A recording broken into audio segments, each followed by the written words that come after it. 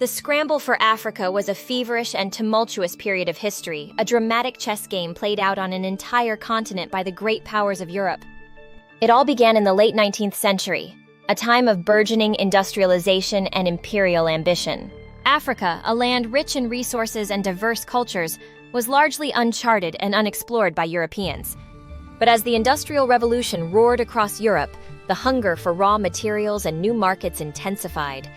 The continent's vast wealth in minerals, rubber, and other resources beckoned, and soon the stage was set for a dramatic and often brutal rush for territory. The catalyst came in 1884, when the Berlin Conference was convened by German Chancellor Otto von Bismarck.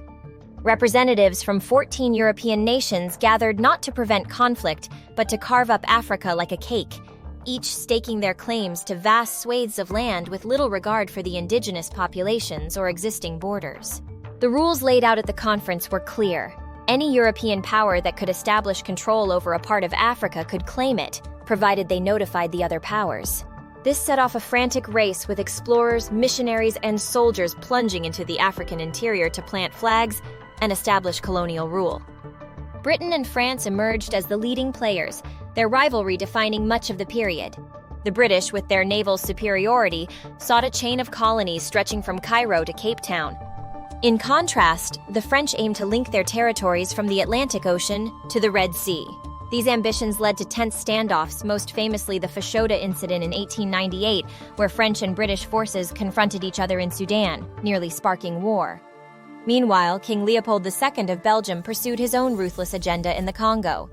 Under the guise of philanthropy and civilization, he established the Congo Free State as his personal fiefdom, where horrific exploitation and atrocities were committed in the name of profit. The rubber and ivory extracted through forced labor left a legacy of trauma and depopulation. Germany, a relative newcomer to colonialism, also staked its claims, seizing territories in East Africa, Southwest Africa, and Cameroon.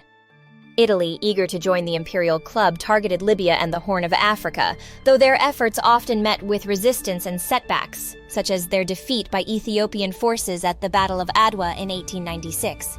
Portugal and Spain, older colonial powers, consolidated and expanded their holdings, while the Dutch maintained control over parts of southern Africa, notably clashing with the British during the Boer Wars.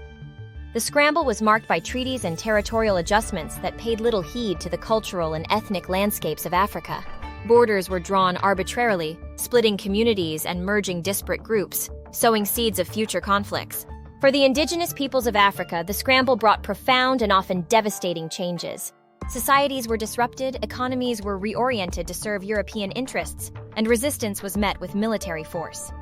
Leaders like Samorai Toure, Ya Asantewa, and Menelik II of Ethiopia emerged as formidable opponents to European encroachment, though many were ultimately overwhelmed by superior firepower and tactics. By the early 20th century, the map of Africa had been redrawn, with nearly the entire continent under European control, save for Liberia and Ethiopia. The scramble had lasting repercussions, reshaping Africa's political, social, and economic landscapes in ways that still resonate today. The Scramble for Africa was not merely a tale of maps and treaties. It was a human drama of ambition, resistance, and exploitation, a period that forged the modern contours of Africa while leaving a legacy of division and resilience.